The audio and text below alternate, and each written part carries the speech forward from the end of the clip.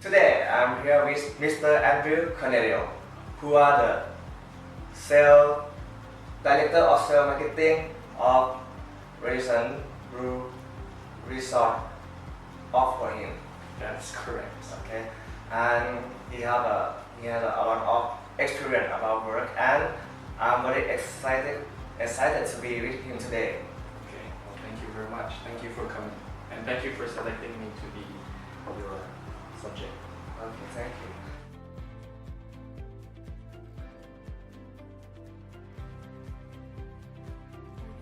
The next question. What did you think about Thai culture? I think Thai culture is very beautiful, very graceful, very similar to Filipino culture, and I think especially with Thai people being very gentle and very kind to each other, I think that's what makes me like Thailand. Okay.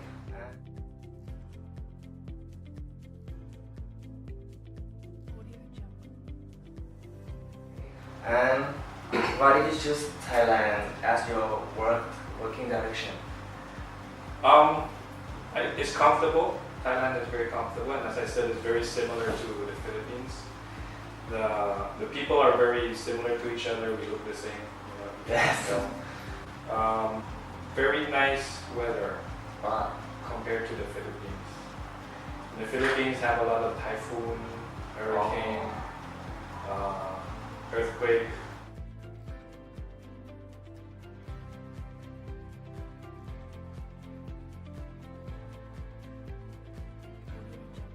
At the beginning, what is hard for you to adjust yourself to learning Thai culture? I think in terms of getting to work with Thai people, from what I have learned in working with other nationalities, that Thai people are very,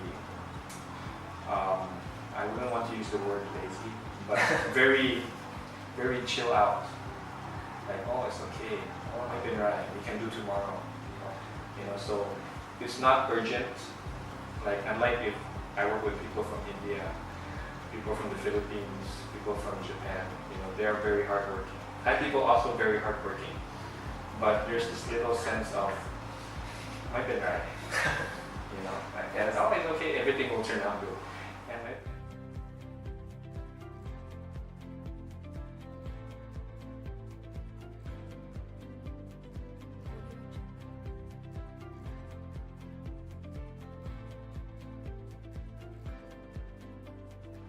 And have you have a problem? Do you have a problem about cooperation with a lot of people from? I think for me, no, because I'm quite understanding. I know that people have different ways of thinking, so I think the key is actually to adapt to the different people that you're talking with. You cannot use one method to talk to everybody. And so for me, it's not a real problem. But I have seen problems where other expats they expect Thai staff to think like them, to think like Indians, to think like Chinese, and so a lot of times it does not work. So they have problems. For me, no problem.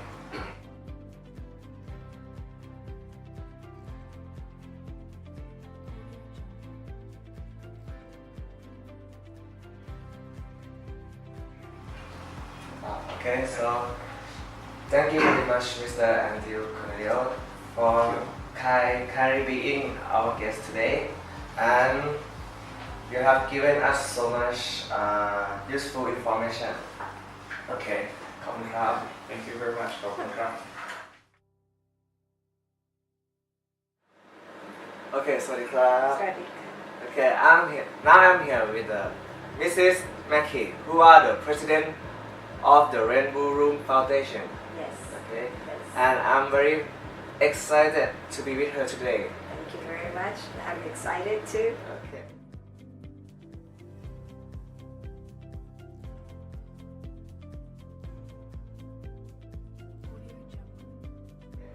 And for the first question, Yes. You are the president of the Rainbow Room Foundation, right? Yes, right now. I'm Okay. the president. I would like to know the reason that you established the Rainbow Room Foundation. Okay. Our family went to the States, and when we were there, I had my second daughter, and she was born with Down syndrome, Wow. so trisomy 21. Actually, it's quite amazing to see that our knowledge in Thailand here is very different from the West. So when she was born with the diagnosis of Down syndrome, we had very good support there. We have good information. The doctor said she can develop as any other child, provided we do early intervention, which means we have experts come in and work with her, help her to develop her muscles, help her to develop her speech. And then everything was really nice over there. We have good therapy staff. They come to my house, and so Gabrielle, my second daughter, was developing very well. And then we have to move back to Thailand. When we moved back to Thailand, it was surprising to see that there was no information center.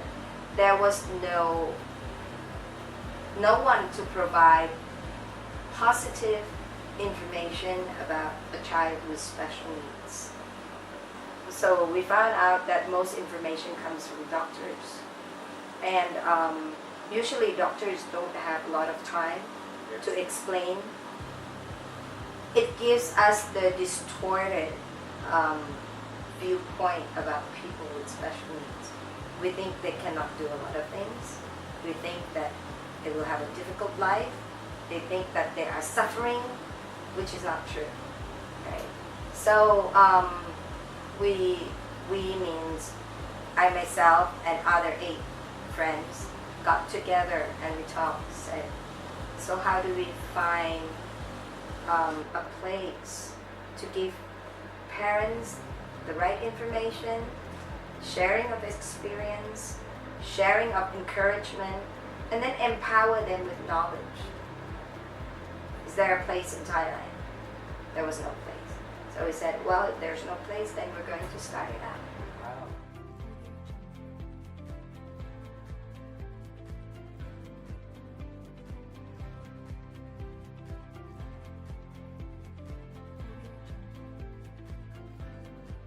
How did you manage culture in organization?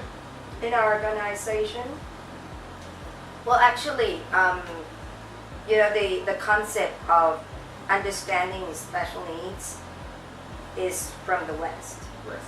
Yes, and I'm fortunate to be bilingual, so I talk Oh, bilingual. both languages, Thai and English. Now, the knowledge from the West is different from the knowledge in Thailand. So the Rainbow Room works as the missing link between the expat community and the Western knowledge and the local understanding. So what we do is everything we do in this organization, usually it's bilingual. So we make sure that both people who do not speak Thai and people who speak Thai understand each other. So that's how we try to transfer knowledge from one side to the other.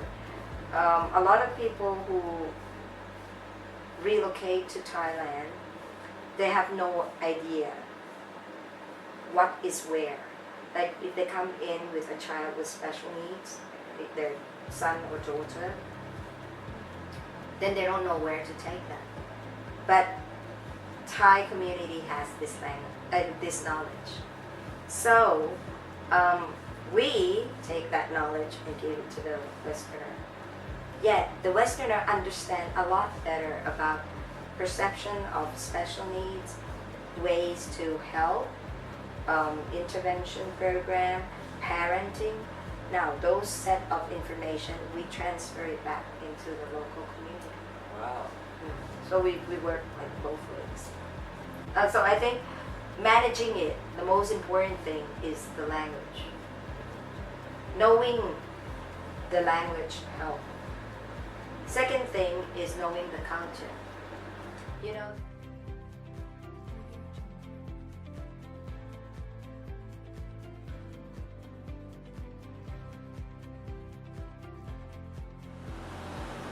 Okay, and for the last question, what is your latest activity in your organization that help people understand people with special needs better? Thank you for asking that question. We have a very exciting activity coming up, and it's a collaboration between us, Thai, and Japanese counterpart. Yes, we are coordinating with a Japanese social welfare organization named GLOW to organize an art brut exhibition. Art brut is a form of art that is made by people who do not have art background and people who do not have art training. So it is just something they feel and they just create. This kind of art is very popular in Japan now for people with special needs, so that the society can see the potential of the people with special needs who are artists by nature. So in this collaboration, there will be an exhibition at the Chulalongkorn Art Museum, and the exhibition will run from the 3rd of March to the 26th of March, and we also have a symposium on the 8th of March. So it's very exciting, and I would like to invite all of you to come and enjoy the art and see art from a different perspective. Okay, thank you, Mrs. Mekhe, for being our guest today. We got a lot of experience, knowledge, and it's very useful. Thank you very much, and thank you for having me as your guest. Okay, Yes, bye.